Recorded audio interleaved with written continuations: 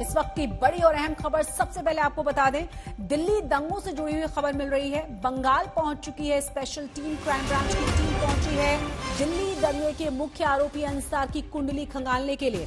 और आपको बता दें कि पश्चिम बंगाल पहुंच चुकी है ये टीम। पूर्वी मिदनापुर से अंसार के पूरे परिवार के बारे में दिल्ली क्राइम ब्रांच जानकारी जुटाएगी। क्राइम ब्रांच की इस टीम में 3 सदस्य हैं जो बंगाल पहुंच चुके हैं। तो अंसार के पूरे परिवार की जानकारी जुटाने के लिए बंगाल टीम पहुंच चुकी है। पूरे खानदान की जानकारी निकालने की यहां पर कोशिश होगी। दंगे के मुख्य आरोपी के ठिकाने पर क्राइम ब्रांच की टीम पहुंच चुकी है। इस टीम में 3 सदस्य हैं। मिदनापुर में अंसार के पूरे परिवार के बारे में इस टीम को जानकारी जुटानी है। तो दिल्ली क्राइम ब्रांच की टीम पहुंची है दिल्ली दंगे के मुख्य आरोपी अंसार की कुंडली खंगालने के लिए पश्चिम बंगाल। 3 सदस्यीय टीम है। फुटेज हम आपको दिखा रहे हैं। आपको यह भी बता दें, एक्सक्लूसिव फुटेज और तस्वीरें आज तक के पास हैं। किस तरीके से साजिश के तार अब इन तस्वीरों के जरिए क्राइम ब्रांच जोड़ रही है और उसी जांच को और ज्यादा खंगालने के लिए, इकट्ठा करने के लिए पश्चिम बंगाल पहुंच चुकी है क्राइम ब्रांच की ये 3 सदस्यीय टीम। इस खबर पर तमाम जानकारी के साथ हमारे संवाददाता अरविंद ओझा जुड़ गए हैं। अरविंद, क्या जानकारी मिल पाई है? क्या कुछ क्राइम ब्रांच को वहां समझ में आया है? कुछ जानकारी जुटा पाई है अंसार के बारे में भी? जी, अब से कुछ देर पहले ही जो क्राइम ब्रांच की टीम है वो वेस्ट बंगाल पहुंची हुई है। और आपको बताऊं कि जो ये जहांगीरपुरी में हिंसा हुई थी शशि, इसका जो जांच का दायरा है वो अब काफी ज्यादा बढ़ा दिया गया है। फिलहाल जो पश्चिम बंगाल पहुंची है जो क्राइम ब्रांच की टीम, वो सीधा अंसार के एक रिलेटिव जो रिश्ते में नानी होती है उनके यहाँ पर गई है और वहां पर जांच पड़ताल की है। उसके अलावा जो क्राइम ब्रांच की टीम है वो वेस्ट बंगाल के रहने वाले जितने भी आरोपी हैं उन सब के यहाँ जाएगी, चाहे वो सोनू एलियस यूसुफ जिसने गोली चलाई थी, जिसकी तस्वीरें वायरल हुई थी, उसके यहाँ पर भी जाएगी। उसके अलावा एक असलम नाम का आरोपी है, उसके यहाँ पर जाएगी। फिलहाल जो असलम के जो तमाम ठिकाने वहां पर क्राइम ब्रांच की टीम गई है और जांच पड़ताल करने की कोशिश की जा रही है। वहां पर कुछ वेरिफिकेशन भी क्राइम ब्रांच की टीम करना चाहती है। जिस तरीके से आज बाकायदा इन आरोपियों पर एनएसए लगाया है गृह मंत्रालय के आदेश पर दिल्ली पुलिस ने, उसके बाद अब ये जांच का दायरा बड़ा होता जा रहा है। इसके साथ ही साथ जो बांग्लादेशी कनेक्शन है उसकी भी पड़ताल क्राइम ब्रांच की टीम कर रही है। तो कुल मिलाकर वाकई में दायरा बड़ा हो रहा है। क्या कुछ और जानकारी मिल पाई अरविंद के, और कहां जाएगी ये टीम?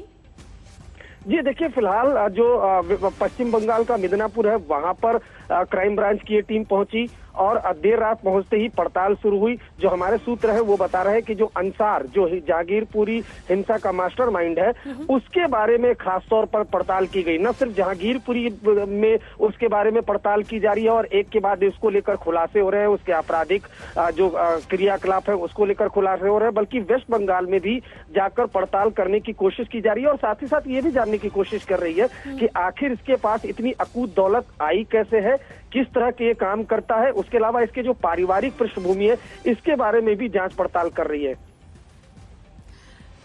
ये भी जानना चाहेंगे हम यहाँ पर आपसे एक बार फिर से अरविंद कि इस 3 सदस्यीय टीम में कौन कौन अधिकारी हैं, किस स्तर के अधिकारी हैं, और जो एक और जो अहम सवाल जानना चाहते हैं कि कुल मिलाकर जो विजुअल्स आज तक के पास हैं, जो तस्वीरें हैं और जो चीजें निकल कर आ रही हैं सामने, वो दर्शाती हैं कि कितनी बड़ी साजिश के तहत इस हिंसा को अंजाम दिया गया था। यानी एक बहुत ही वेल प्लान बड़ी स्ट्रैटेजी थी इस पूरी हिंसा के पीछे। जी बिल्कुल, देखिए साजिश तो लगी रही है और जिस तरह की तस्वीरें एक के बाद एक आ रही हैं, क्योंकि बाकायदा हिंसा में देखिए बड़े पैमाने पर तलवार का इस्तेमाल किया गया है, अवैध हथियारों का इस्तेमाल किया गया है और रणनीति के तहत इस पूरी हिंसा को अंजाम दिया गया है। और उसका जो मुख्य मास्टरमाइंड जिसको बताया जा रहा है वो है अंसार। अंसार के बारे में शुरुआत में एक सामान्य तौर पर जानकारी मिली कि वो जहांगीरपुरी के सी ब्लॉक में रहता है, लेकिन जैसे क्राइम ब्रांच की टीम उसकी कुंडली खंगालनी शुरू करती है तो पता चलता है कि जहांगीरपुरी में ही वो जो क्राइम का धंधा है वो चलाता है। उसके अलावा उसके पास अकूत दौलत भी है, कई प्रॉपर्टी भी है। तो ये प्रॉपर्टी आखिर आई कहां से? बकायदा वो मोटे मोटी सोने की चैन जैसा चश्मदीद वहां के बता रहे थे, वहां पहनकर वो सड़कों पर घूमता था, उसका एक रसूख है। तो ये रसूख आखिर ऐसा आया कहां से, उसके पैसे का स्रोत कहां कैसे है, क्या उसके पीछे कोई और भी शख्स है जो रिमोट कंट्रोल की तरह अंसार को चला रहा था। तो ये तमाम चीजें हैं जो जानने की कोशिश करेगी। देखिए, मैं आपको बताऊं कि पहले ही दिल्ली पुलिस के कमिश्नर ने कह दिया था आज तक को कि जब हिंसा की शुरुआत हुई थी कि किसी भी दोषी को बख्शा नहीं जाएगा। उसके अलावा गृह मंत्रालय भी इस पूरे मामले को मॉनिटरिंग कर रहा है और शायद यही वजह है कि जो 5 आरोपी हैं उन पे एनएसए के तहत कार्रवाई भी हो रही है।